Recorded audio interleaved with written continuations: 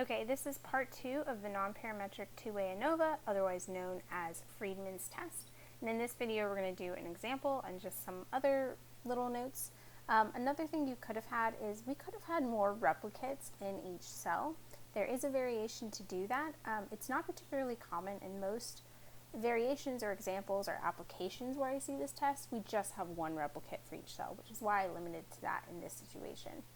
And typically for our setup, if you notice, we have n blocks because typically the setup is each block is a person, and the person got sampled k times or experienced every treatment, which is why I denoted the number of blocks n, because again, this is just the general setup that I typically expect for this type of test, where each block is a person, each person experiences each treatment. Okay. So our example that I already have the data out. We have each block is represented by a letter, which it represents a person. And in this example, each person responded to how much they like their ice cream on a scale of 1 to 10. And there was 3 different ice cream flavors. So 10 being they loved that flavor, and 1 being they hated that flavor.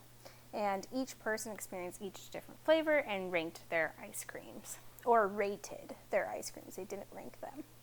So in this example, I try to use the same setup that I would typically expect for this situation. So the first step that I would do in this situation is actually I would rank the data. So we would rank, and recall that we are ranking within the block. So this should be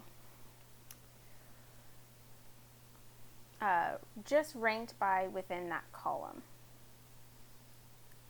So I have column R, G, D, and J, and we have vanilla, strawberry, and chocolate. Now for the first column, remember we are just ranking within the column. We are not paying attention to any other values. We see that the smallest value is a 7, and that is the first value. So because this value is the smallest, that is going to be rank 1. The next smallest value is chocolate, which is an 8. So this is going to be rank 2 because it is the second smallest value. And the last value, which is the largest value out of 3 values, is rank 3. We continue this pattern, and we find we have 1, 2, 3, because 1 is the smallest value, so it is rank 1. 8 is the next smallest, rank 2, and then 3. 1, 2, and 3. And we notice with the last column, we have a 3-way tie. This person liked all 3 flavors the same amount. So what we would do in this situation is add the number of ranked values that are tied. So in this case, the first 3 ranks are tied, so we add each of the 3 ranks and we divide by 3. This is an average value of 2. So the average rank value for these 3 values is 2, and we just put 2, 2, 2.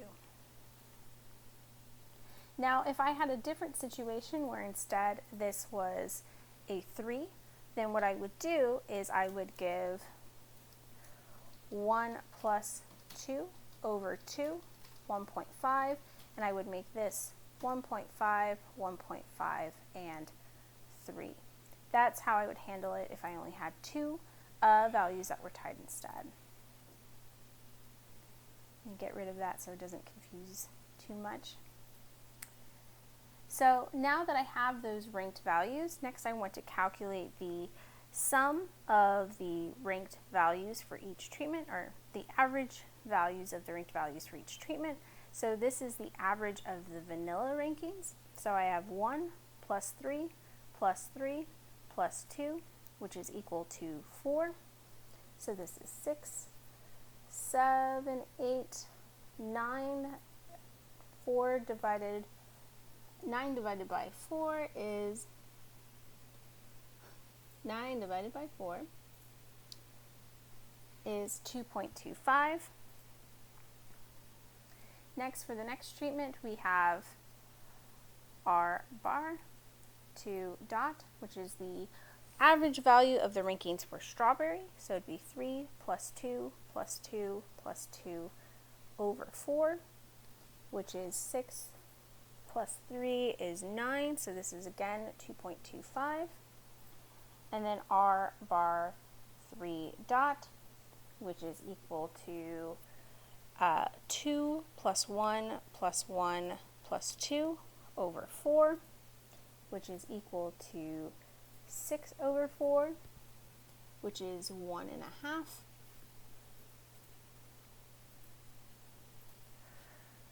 So 1.5. And then our test statistic, k. Now if we recall looking at the test statistic, we have k 12 times n. In this case, n was actually equal to 4 because that's the number of blocks. K is equal to 3, that's the number of treatments.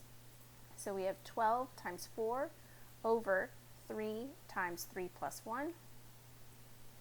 So we have 12 times 4 over 3 times 4 times the sum I equals 1 to k, r bar I dot minus k plus 1 over 2 squared.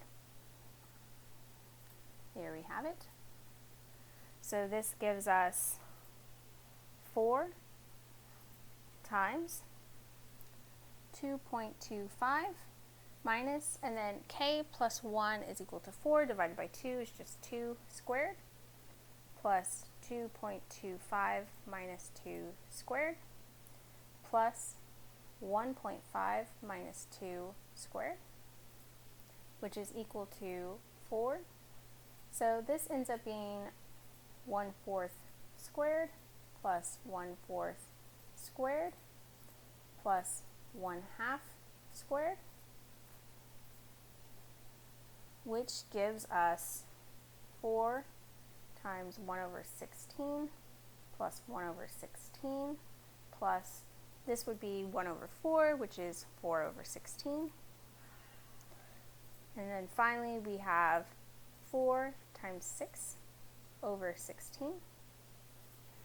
So 24 over 16 is equal to 1.5.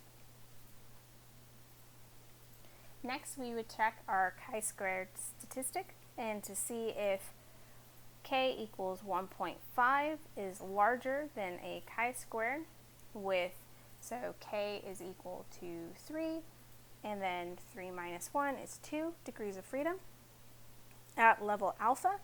And in this case, this does not happen, not true. So we fail to reject H naught.